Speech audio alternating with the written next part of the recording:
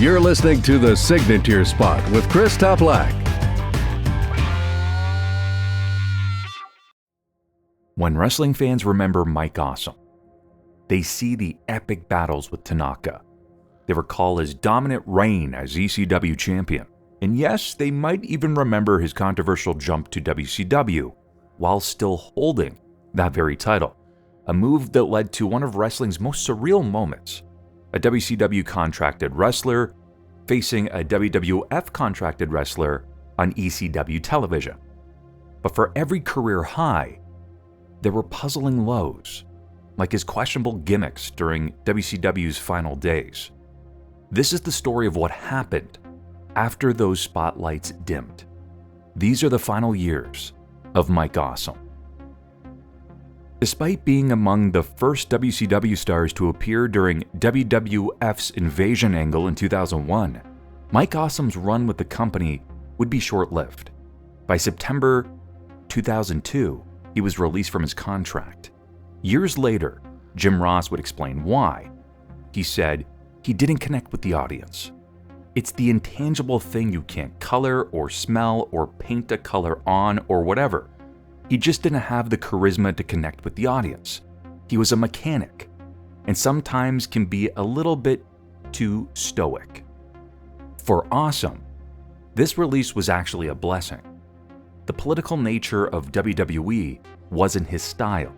Within months, he was back in Japan, competing for All Japan Pro Wrestling, first as Mike Awesome, then returning to his earlier persona, the Gladiator.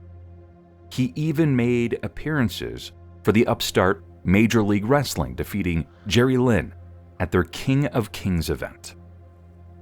2003 would prove to be one of Awesome's busiest years. All Japan made him a regular on their tours, positioning him as one of their premier foreign stars. But it wasn't all smooth sailing. A match with the legendary Great Muta took an unfortunate turn when an ill Muta insisted on using his trademark green mist, leaving Awesome seriously sick. Such was Muta's influence that Awesome had little choice but to soldier through. By 2004, Awesome had become a journeyman of Japanese wrestling. From All Japan to Pro Wrestling 01, where he teamed with Dustin Rhodes, billed as Dusty Rhodes Jr., against his old rival Tanaka. He finished the year with Pro Wrestling Noah while making sporadic appearances stateside, including a match where he and Vader faced Samoa Joe and Dan Maff.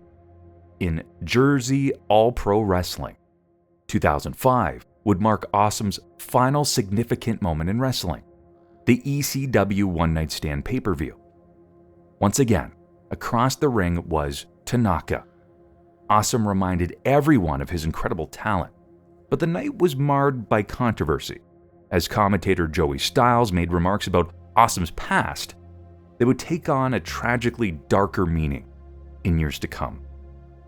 In February 2006, feeling undervalued for his one-night stand performance, Awesome quietly retired from professional wrestling.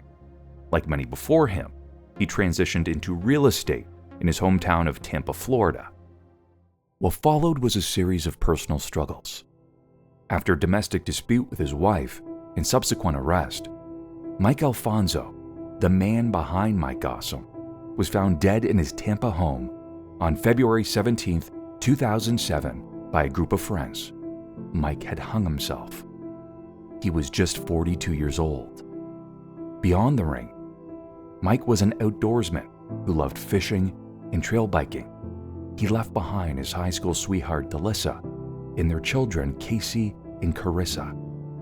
Today, with mental health resources more readily available than they were in 2007, one can't help but wonder if things might have been different. Mike Awesome was more than just his ring name. He was a father, a husband, and a man who still had so much more to give to both his family and the wrestling world.